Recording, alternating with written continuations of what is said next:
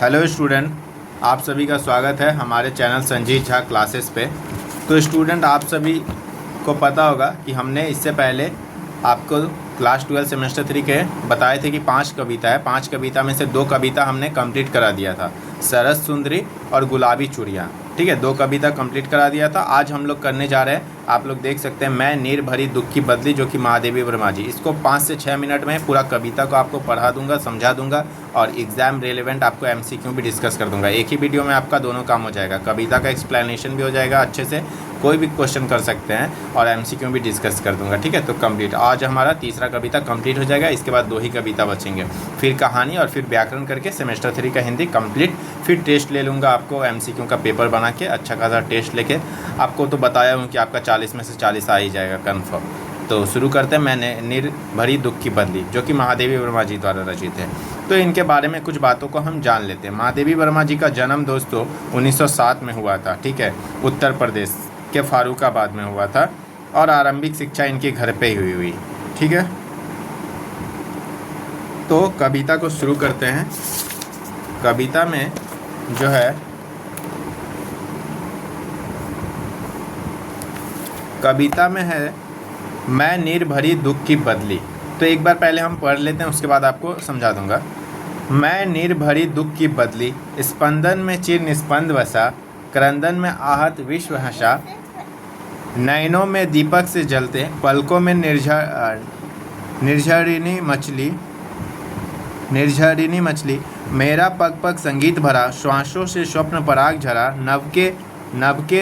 नव रंग बुनते दुकुल, छाया में मले बयार पली, मैं क्षितिज भ्री कुटी पर घिर धूमिल, चिंता का भार बनी अवरिल, रजकन पर जलकन हो बरसी, नव जीवन अंकुर बन निकली। ठीक है, तो एक एक करके पढ़ते हैं, नहीं तो आप लोग को थोड़ा देख सकते हैं कि यहाँ थोड़ा जो वर्ड है ना थोड़ा मुश्किल है। तो मैं आपको पहले 4-4 लाइन पढ़ा के समझाता हूँ। ठीक है, 4-4 लाइन अगर पढ़ेंगे तो टोटल आसानी से हम लोग कर लेंगे। तो पहले 4 लाइन को हम व्याख्या करते हैं। तो फर्स्ट 4 लाइन है, मैं नीर भरी दुख की बदली, स्पंदन में चिर निस्पंद बसा, क्रंदन में आहत विश्व हंसा, नयनों में दीपक से जलते। अर्थात प्रस्तुत यहाँ पे क्या हो रहा है कि कवित्री ने स्त्री जीवन की तुलना बदली यानी कि ये जो बदली है ना, इसका मतलब बादल हुआ। ठीक है, तो यहाँ पे कवित्री महादेवी वर्मा जी ने स्त्री के जीवन की, ठीक है, जो एक स्त्री होते हैं ना, उनके स्त्री के जीवन की तुलना कंपेयर किया है किससे? बदली यानी बादल से की है। ठीक है, और बदली यहाँ पे स्त्रीलिंग शब्द का प्रयोग उन्होंने किया है, तो बदली से की है। स्त्री का जीवन, ठीक है, कि पीड़ा के साथ साथ उनकी विशेषताएं भी व्यक्त हुई इन 4 पंक्तियों में। और इन पूरे ही कविता में स्त्री के जीवन की जो पीड़ा होती है, जो कष्ट होता है, जो दुख होता है, तो स्त्री के जीवन में जो दुख होता है उसके साथ साथ उसकी विशेषताएं भी प्रस्तुत की गई, स्त्री की विशेषताएं। ठीक है, स्त्री जीवन की पीड़ा के साथ साथ उसकी विशेषताएं भी बताई गई, स्त्री के जीवन की विशेषताएं भी। तो पहले 4 पंक्ति में महादेवी वर्मा जी कहती है कि मेरे जीवन की भाग दौड़, स्पंदन, ये जो स्पंदन है ना, स्पंदन मतलब होता है भाग दौड़ वाला जीवन। जैसे हम लोग जीवन में व्यस्त रहते हैं ना, कामकाज में रहते हैं, तो मेरे जीवन की भाग दौड़ स्पंदन के बिल्कुल केंद्र से, ठीक है, बिल्कुल केंद्र में एक गहरा ठहराव या फिर शांति, ठीक है, छुपा शांति यानी निस्पंदन। ये जो निस्पंद है ना, निष्पंद मतलब ही आपका शांति हुआ, शांति छिपा हुआ है। ठीक है, शांति छिपा हुआ है, तो शांति छिपा हुआ है।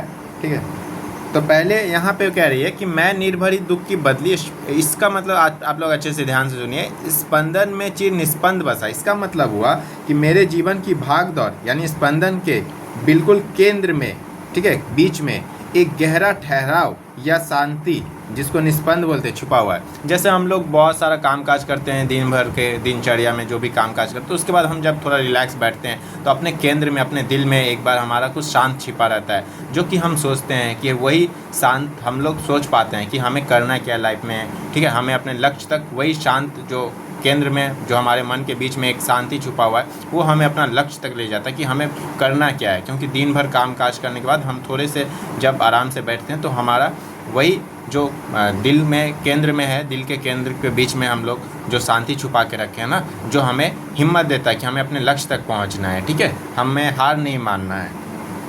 इसके बाद है कि क्रंदन में आहत विश्वासा। क्रंदन यानी कि क्रंदन मतलब होता है आपका रोना, ठीक है। क्रंदन मतलब रोना, आहत मतलब दुखी, ठीक है।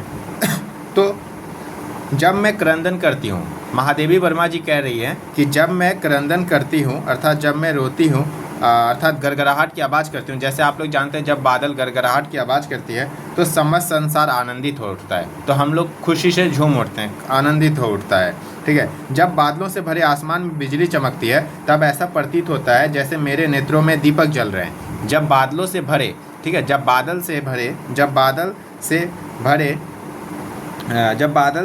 भरे आसमान में बिजली चमकती है तब ऐसा लगता है कि हमारे नेत्रों में दीपक जल रहे हैं, ठीक है। हमारे नेत्रों में क्या जल रहे हैं? दीपक जल रहे हैं, ठीक है। और पलकों पर आंसू रूपी झरना बहने को बेचैन हो रही है। अर्थात स्टूडेंट यहाँ आप लोग ध्यान दीजिए कि कवित्री हमें समझाना क्या चाह रही है बादल के माध्यम से, बदली के माध्यम से। कवित्री यह समझाना चाह रही है, कवित्री ने यहाँ पे बादल के रूपक के द्वारा स्त्री जीवन की पीड़ा को व्यक्त किया है। बादल को कैरेक्टर लेके ना, बादल को एक रूप बना के स्त्री जीवन के बारे में बता रही है महादेवी वर्मा जी। कह रही है कि स्त्री का जीवन दुख और पीड़ा से भरा रहता है। जो स्त्री का जीवन है वह दुख और पीड़ा से भरा रहता है। बादलों की तरह स्त्री भी जहाँ रहती है अपनी पीड़ा को अपने भीतर समेटे हुए, भीतर से रोती हुई और सबको खुशी प्रदान करती है। उसके नेत्र दीपक की तरह जलते रहते हैं, मतलब हमेशा उनमें एक चमक रहती है, उनके आंखों में हमेशा दीपक की तरह जलते रहते हैं। तो देखिए जैसे स्त्री के अभी आप लोग को समझ में आ गया होगा कि इस तरह से स्त्री के साथ जो भी होता है, स्त्री के जीवन में जो भी होता है ना, उस तरह से बादल को अभी जो ऊपर आपको पढ़ा है कि गड़गड़ाहट से आनंदित हो उठता है संसार, ठीक है। जब बादल चमकती है, बिजली चमकती है तो कैसे लगता है कि आँख मतलब एक होता है ना लाइट जैसा हम लोग को दिखता है। तो वही स्त्री के जीवन में क्या होता है, उसके नेत्र में दीपक की तरह जलते रहते हैं, उनमें एक चमक रहती है। वो अपने पलकों में अपने आंसुओं को समेटे रहती है, किसी को अपनी पीड़ा का आभास नहीं होने देती स्त्री, ठीक है। उसके बाद आगे का 4 लाइन हम लोग पढ़ेंगे, ठीक है।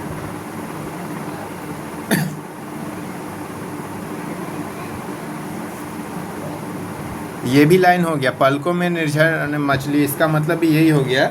हाँ, पलकों में निर्झरनी मतलब होता है झरना। निर्झरनी मतलब यहाँ याद रखिएगा, आप लोग लिख लीजिएगा, झरना होता है। इसका मतलब निर्झरनी मतलब झरना होता है, निर्झरनी मछली, ठीक है। अर्थात पलकों में अपने आंसुओं को समेटे रहती है। हाँ, पलकों में अपने आंसुओं को, इसका मतलब हुआ कि पलकों में अपने आंसुओं को समेटे रहती है, ठीक है, और किसी को अपने पीड़ा का आभास नहीं होने देती।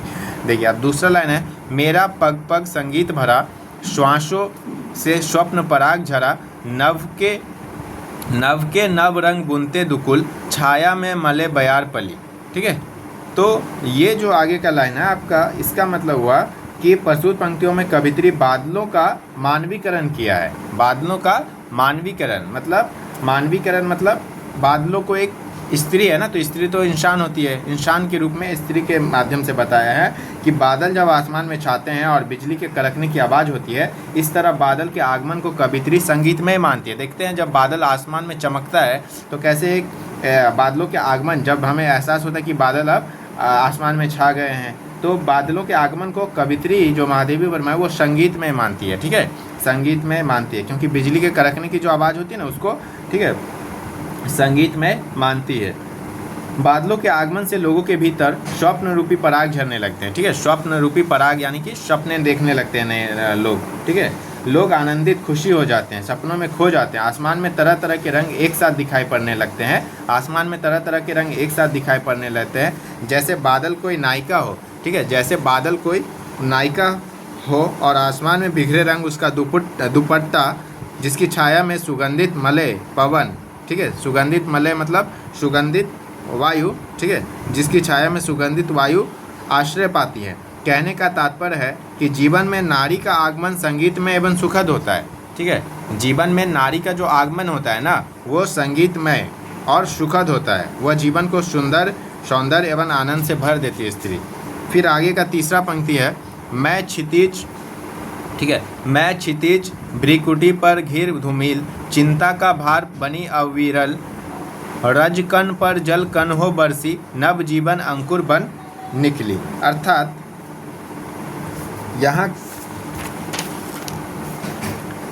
धुएं की तरह जब बादल आसमान में छाती है ना तो लोग चिंतित हो उठते हैं। धुएं की तरह जब आसमान में बादल छाती है तो लोग चिंतित हो उठते हैं। अधिक बारिश की संभावना से लोग डर जाते हैं। परंतु बदली क्या होती है? बदली सूखी धूल पर पानी की बूंद बनकर बरस जाती है।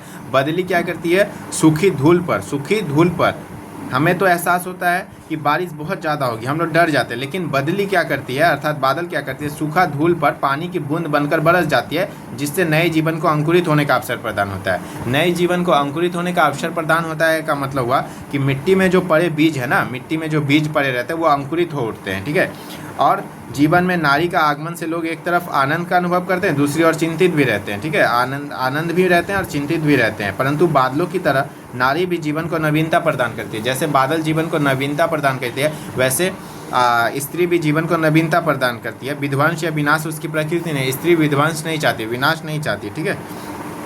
इसके बाद है पथ को न मलिन करता आना, पद चिन्ह न दे जाता जाना, सुधी मेरे आगम की जग में सुख की सिहरन बन अन खिली, ठीक है।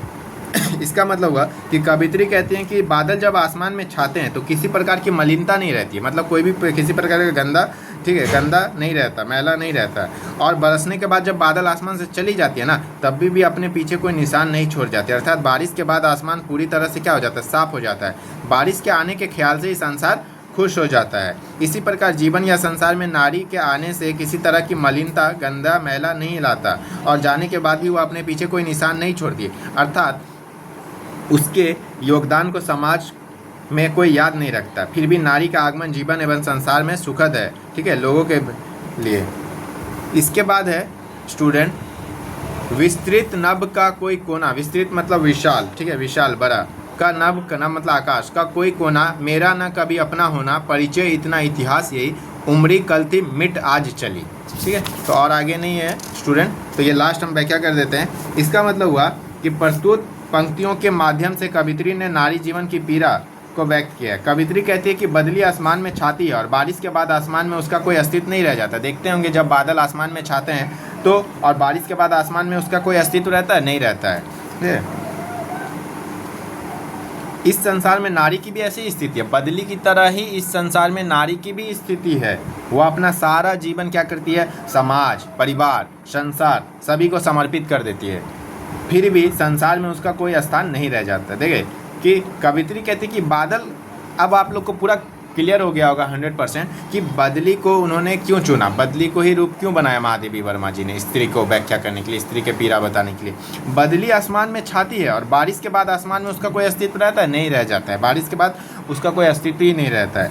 इस संसार में भी नारी की स्थिति, नारी अपना जीवन क्या करती है? समाज, परिवार, संसार सबके लिए काम करते, सबको समर्पित करते, परंतु इस संसार में उसका कोई स्थान ही नहीं रह जाता है, ठीक है।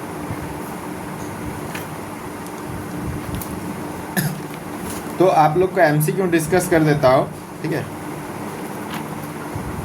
और याद रखिएगा पहला एमसीक्यू है आप लोग का कि आधुनिक युग की मीरा किसे कहा जाता है। हाँ, काफ़ी इंपॉर्टेंट क्वेश्चन है। आधुनिक युग की मीरा किसे कहा जाता है? तो याद रखिएगा महादेवी वर्मा जी को, ठीक है, महादेवी वर्मा जी को। इसके बाद है नेक्स्ट क्वेश्चन आपका,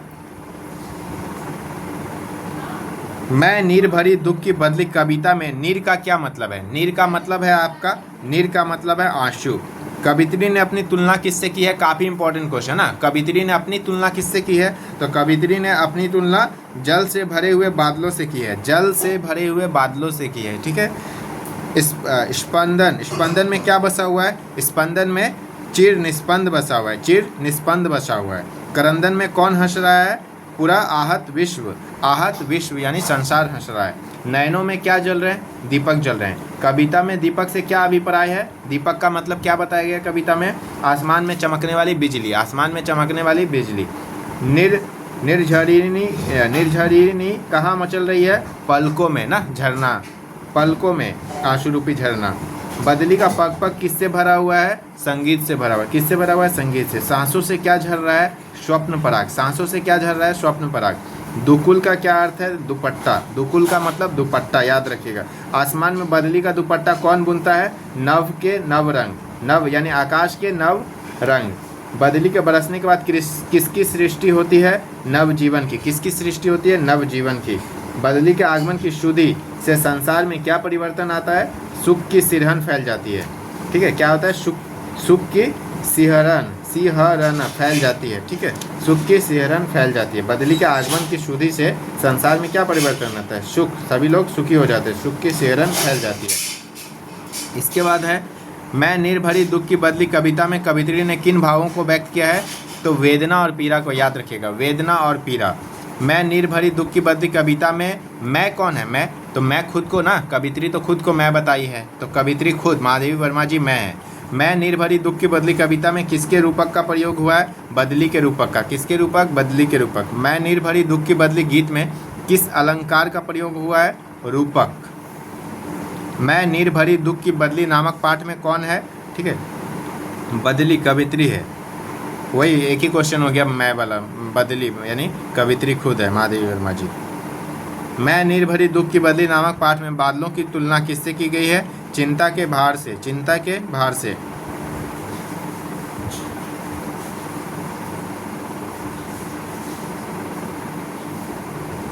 बादलों के बरस जाने के बाद क्या शेष रह जाता है? उनके अर्थात बादलों आगमन की स्मृतियाँ। ठीक है, उनके अर्थात बादलों आगमन की स्मृतियाँ। बादलों के बाद उनके बादलों आगमन की स्मृतियाँ। ठीक है, सुख की सिहरन हो अंत खिली। सुख की सिहरन हो अंत खिली में क्या संकेत है? ठीक है, काव्य पंक्ति में क्या संकेत है? कवित्री की स्वयं की अमरता का। कवित्री की स्वयं की अमरता का। ठीक है,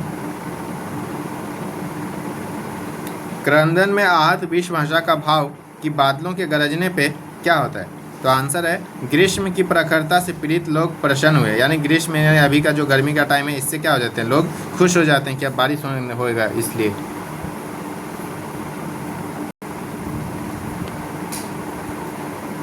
तो ये कुछ एमसीक्यू थे और आपका पूरा कविता भी कंप्लीट हो गया और ये कुछ एमसीक्यू थे। तो फिर आपको 5 कविता में से आज टोटल 3 कविता कंप्लीट, अब बस 2 कविता बचे हैं और कहानी और व्याकरण करा के हमारा सिलेबस कंप्लीट हो जाएगा। फिर हम लोग टेस्ट जब मैं पेपर बनाऊंगा तो आप लोग के साथ उसको शेयर करूंगा, तो आप लोग टेस्ट दीजिएगा। और अगर आप न्यू है चैनल पे तो हमारे चैनल को सब्सक्राइब करिए, लाइक करिए और अपने दोस्तों के बीच भी शेयर करिए। ठीक है, क्योंकि हिंदी इंग्लिश बहुत ही इंपॉर्टेंट होने वाला क्लास 12 सेमेस्टर 3 के लिए। ये बोर्ड का एग्ज़ाम है, तो यहाँ आप लोग जानते हैं कि परसेंटेज मायने रखता है, तो इसलिए आपको काफ़ी ध्यान से पढ़ना होगा। ठीक है, और अगर न्यू है तो आप आज ये कविता पढ़ने के बाद आप लोग गुलाबी चूड़ियाँ और सरस सुंदरी भी जाके हमारे चैनल पे देख सकते हैं, क्योंकि वहाँ भी क्लास 12 का वो कराया हुआ है कंप्लीट और एमसीक्यू भी डिस्कस किया हुआ है। ठीक है, तो मिलते हैं फिर नेक्स्ट वीडियो में।